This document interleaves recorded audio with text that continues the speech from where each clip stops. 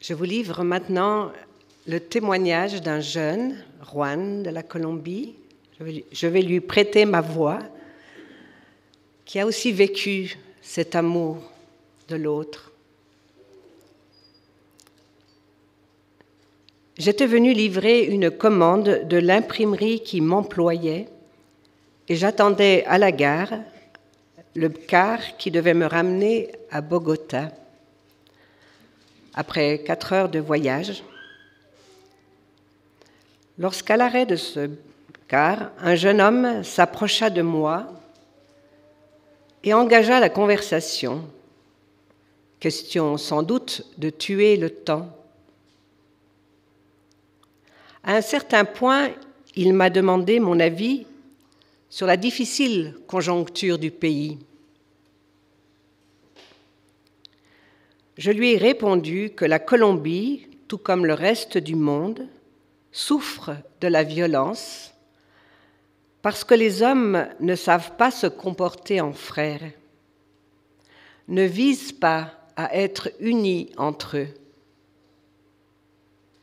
Mais qu'est-ce que l'unité, me demanda-t-il? C'est l'unique force capable de transformer le monde, lui ai-je répondu, en lui racontant quelques épisodes de ma vie de chrétien. Mon interlocuteur écoutait avec intérêt. Cependant, je remarquai en lui une certaine inquiétude. Au moment de monter dans l'autobus, il me salua en m'expliquant qu'il était juste venu pour expédier un paquet, puis il s'éloigna. Nous étions sur le point de partir lorsque la police arriva et nous fit tous descendre pour fouiller le bus et les passagers.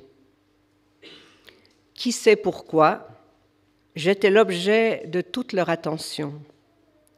Je fus soumis à un interrogatoire en règle qui me dérouta et je me confiai à Jésus. Il savait, lui, que je n'avais rien fait de mal. Après 20 minutes, un des policiers changea d'attitude à mon égard et me montrant un paquet contenant des explosifs, il expliqua qu'il avait reçu un coup de téléphone anonyme. Une voix masculine l'informait qu'il avait été payé pour placer une bombe dans la soute à bagages de ce bus. Mais, ayant rencontré un des passagers qui lui avait parlé d'une nouvelle espérance pour le monde et lui avait donné un moment de joie, il avait à nouveau cru à la valeur de la vie et avait par conséquent décidé d'avertir la police.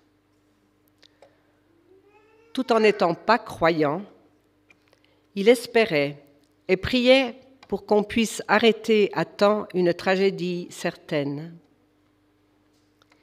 Il avait aussi demandé que l'on retrouve le jeune homme à la chemise blanche et à la jaquette bleue, afin de lui dire que l'idéal d'unité auquel il croyait contribuerait certainement à sauver le monde. Puis, il avait raccroché. Sur le chemin du retour, j'ai beaucoup réfléchi, dit Juan. J'ai respiré profondément et durant tout le voyage, j'ai repensé à ce qu'il venait de m'arriver. À cette heure, j'aurais pu être mort avec mes compagnons de route. Mais, même dans ce cas, je serais mort avec la certitude qu'un jour, le monde changera.